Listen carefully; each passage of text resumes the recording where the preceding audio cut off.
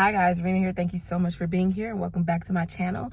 So this is just a really quick drop-in, one-shot straight through video that I'm going to do talking about 1 year in Atlanta. I have a full pros and cons video coming up soon.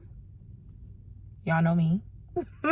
But I just wanted to talk to you guys really quick because I felt this on my spirit, because I want to talk about 1 year spiritually. So I remember that I had it planned out for me, when I was mapping out my YouTube schedule, I had it planned out for me to do a look what God did in July 2023. I was so audacious and arrogant spiritually, thinking yeah, I'm going to get to Atlanta in June and things are going to be popping by July. Baby, by July, I was still on the floor. Yes, I had an air mattress, but that air mattress was this thick. And by the morning, I was on the floor. Me and the floor were covenant partners, okay? So I didn't even have enough money to buy me a good air mattress in July. Maybe, I don't know what I was thinking. Like I said, I was spiritually arrogant. God has put me through so much. If you guys remember, I didn't get COVID till I got to Atlanta, because that's because y'all don't think that COVID's real. Let's just be clear.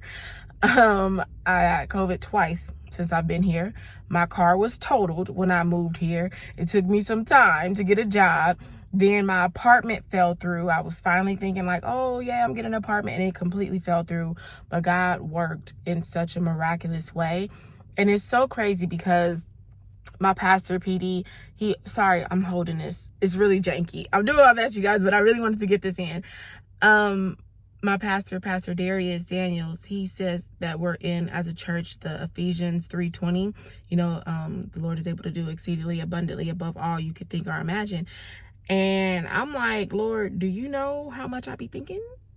You gave me this brain. You know how I be imagining, and you gonna do more than that, because I be up in the clouds with it. I be in the stars with it, baby. This brain, this imagination. Oh, I be thinking. I be all over the place. You see that Star Trek? I be up there. I be up there with the moon, okay, with these thoughts.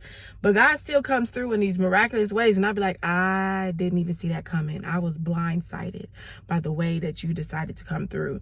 Me and God have had the biggest fallout. I've told you guys in my video where I got the car, where I was just where I told God, I was like, you're embarrassing me. I told God, I was like, I hate you. You got me out here. You put me out here just to leave me here. And I'm like, all I did was listen to you and da-da-da-da. And I felt so just broken in that season, but it was so beautiful because I've never experienced the love where I've been so self-righteously angry that was just so forgiving. It's almost like I needed that moment of just full-on anger with God, because if you know me, you know that I am a recovering people pleaser. So I do operate within, parameters of being I don't want to upset the Lord. I don't want to upset the Lord. I don't want to. But this time I was like, you know what? You are pissing me off right now. And I had to fully let it out. And I let, in my little mind, in my little scope, I feel like I let God have it. And God was like, you're done? Okay, but are you done? Because we have things to do. Chop, chop, let's go. And knowing that God just wasn't, sorry, changing to the cars, my arms hurt.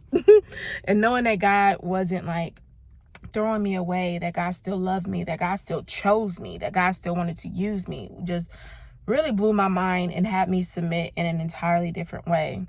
And I feel like right now, I've told you guys before that I was in a Psalms 23 season where, and I feel like I'm living a Psalms 23 life, baby, okay? To where, the Lord is my shepherd and I shall not want, and he guides me and he leads me. And I have those moments where God is guiding me.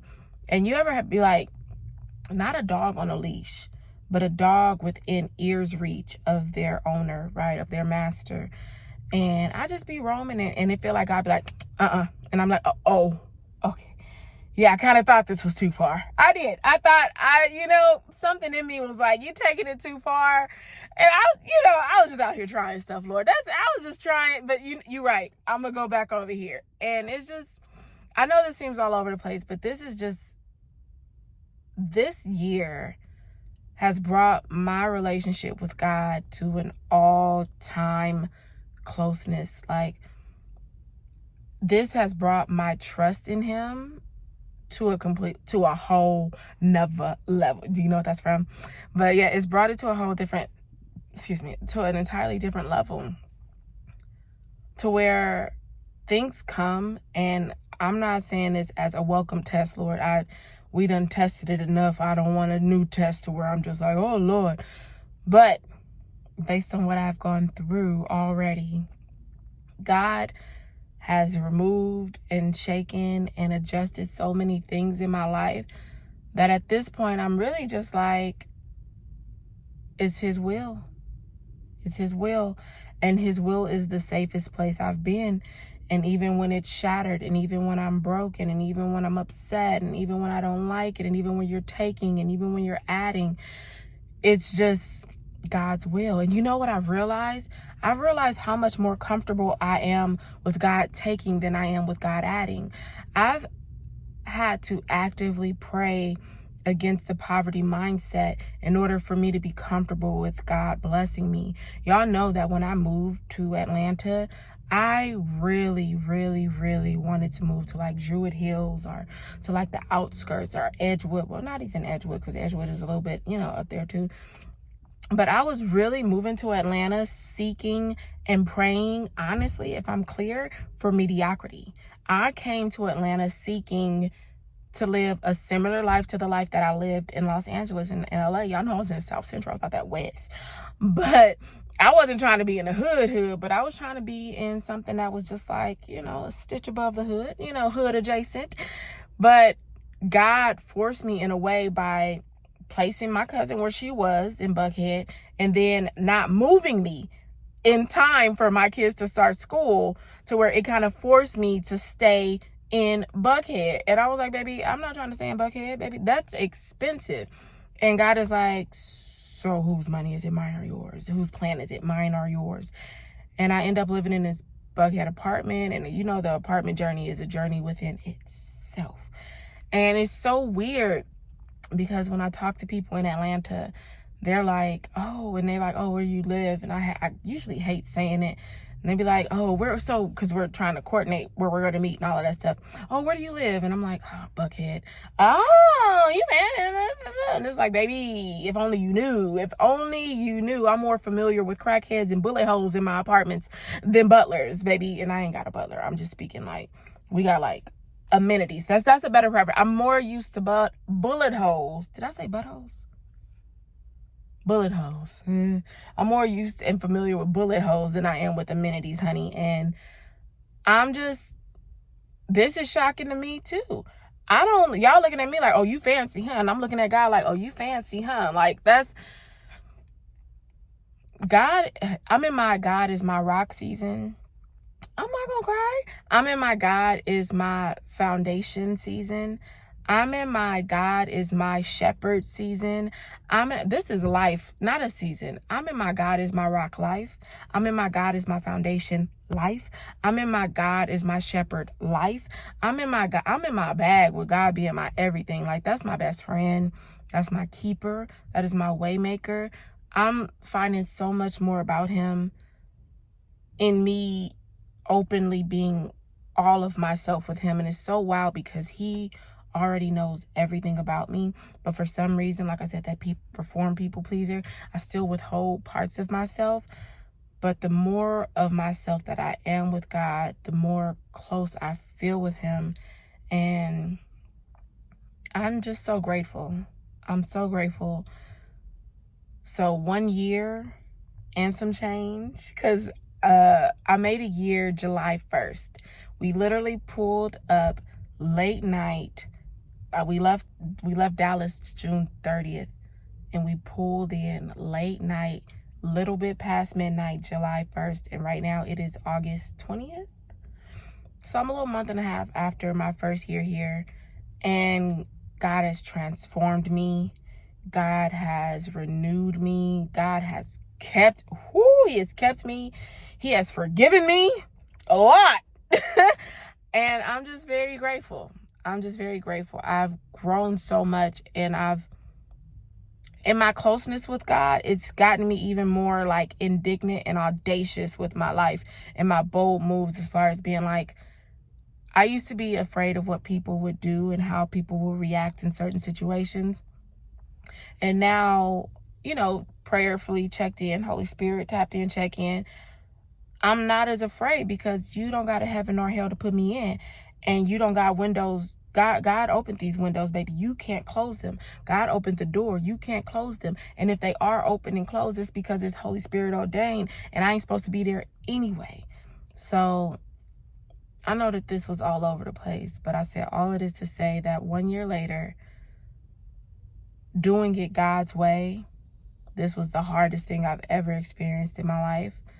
And I used to hear people say that, like my aunt told me that. She was like, you know, moving to Atlanta, it was the hardest thing that I've ever done. And I heard her story and I was just like, yeah, I know you got your own relationship with the Lord, but let me tell you about my relationship with the Lord and how that's not going to be my story. Baby, I don't know who I thought I was. The Lord said, excuse me, it will be.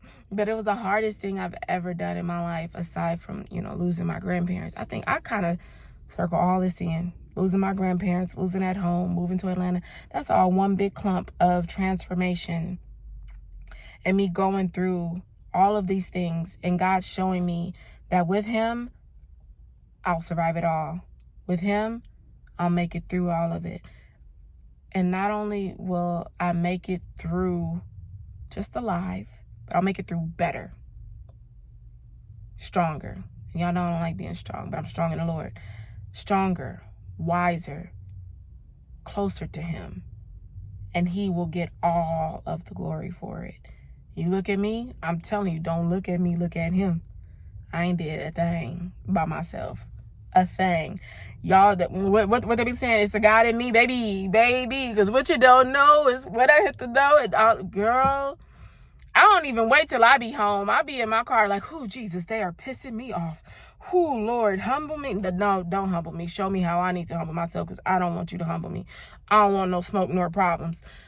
But that pray all day mindset, all these decisions y'all seeing, and when I'm at work and these things is coming through, that ain't nothing but God revealing things to me, baby. I don't think that well. I'm smart, but I ain't that smart, sugar. Like, all of this, everything, every part of my life, every aspect of my life, I give God all of the credit, all of the glory, and all of the honor. And now I'm about to go get me some Waffle House, because I've been sitting in this hot car talking to y'all for 12 minutes. And baby, I could be getting ready to eat my food. I'm going to give him definitely the glory and the honor for this, because I'm about to tear it up. All right, I love you guys so much. I'll post that video soon. Fingers crossed. I have some other videos coming up too. I have a get ready with me that I did from Essence Fest, but Essence Fest was 2 months ago. I'm going to post it anyway. I mean, if you watch it, I hope you do. And if you don't, I understand. It's too much late. 2 months late. But I love you guys so much, and I'll talk to you later. Bye.